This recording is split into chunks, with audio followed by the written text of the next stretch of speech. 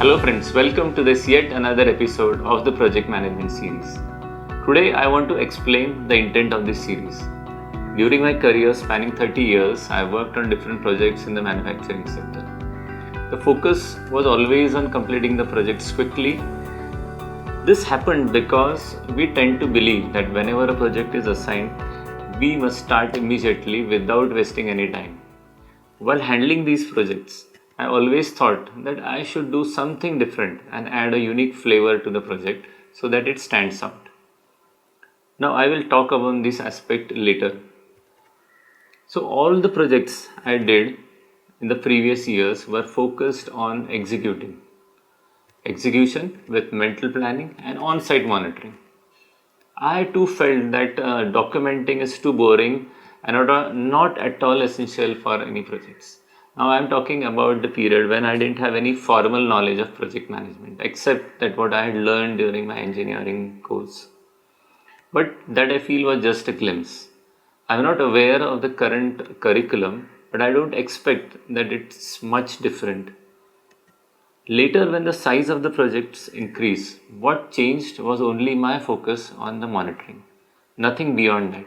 I spent more time on the field overseeing that the activities were done as per the schedule. The tasks are moving as per the plan. During this period, the organization structure did not obligate me to report the project metrics. But I experienced a difference in expectation when I shifted or switched to a new organization. There was a demand to report project status periodically, and that too from a broader perspective. It was then that I started searching for a formal knowledge on managing projects. I devised some systems, but they resulted in improving the traceability of the documents, but did not positively impact the project metrics.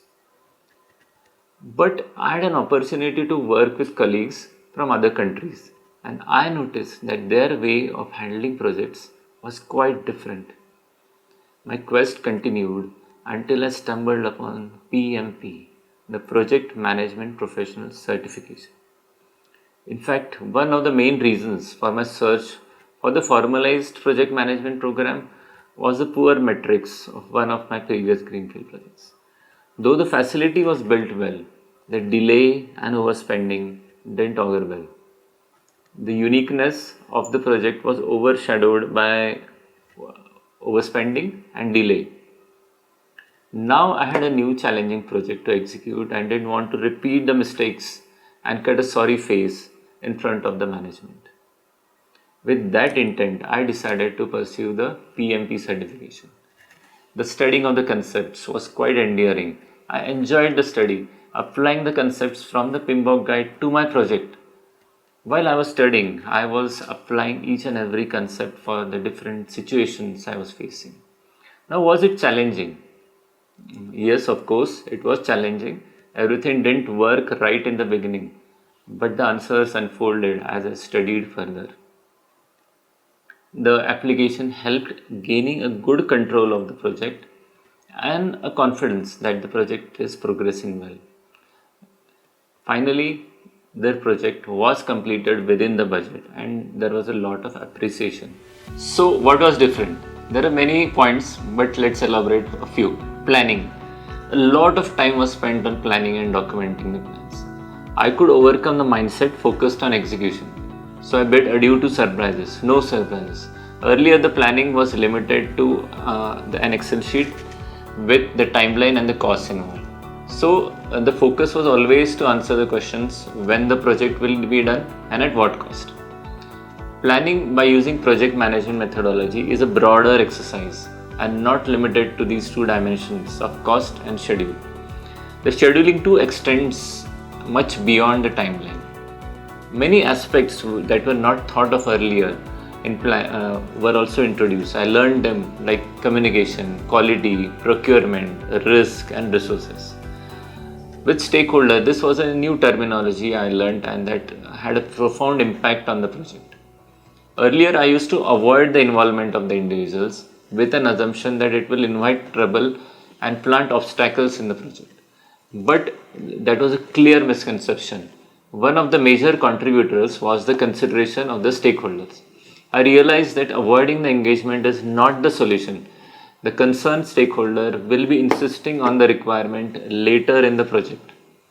But accommodating this requirement at this stage won't be possible. It will be quite challenging from a time and cost perspective. Sometimes the engagement of the stakeholder in fact provides valuable solution to the project. So I learned that the project team is not the only the team who is the executing team, but it encompasses all the stakeholders. So that was a vital lesson. The next was related to communication. The project communication rose to a different level and the information sharing was appreciated by all. I mentioned about adding unique flavor to the project. So while in the earlier days, it was an impromptu decision with direct implementation. That changed to an informal decision well approved with the impact assessment.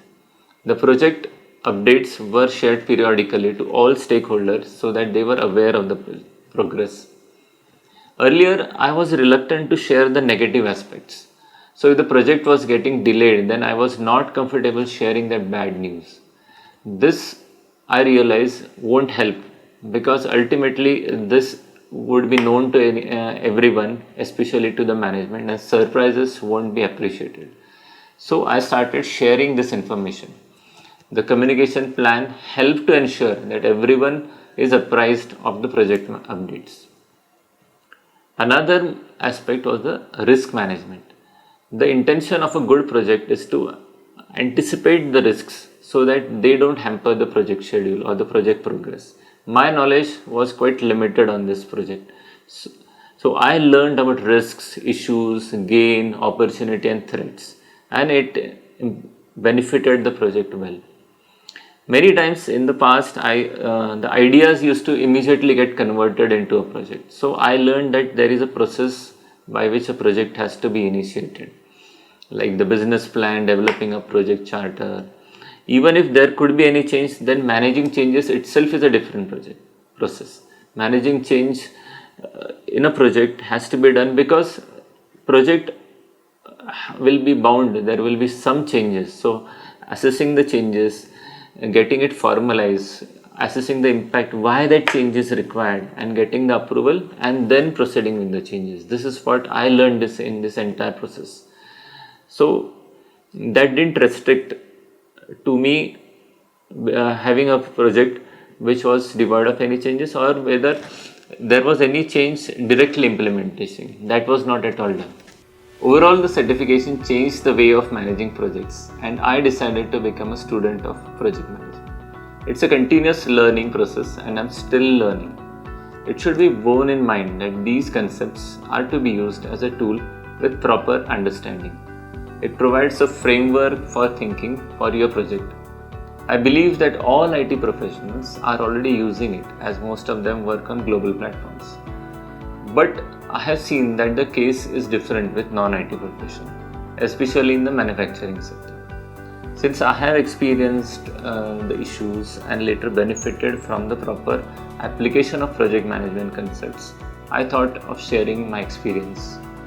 Many of you might be handling greenfield or brownfield projects in the manufacturing domain. So in the upcoming episodes, I will share the different concepts from an application perspective. Hope my sharing will benefit you. Thank you and best wishes for your project.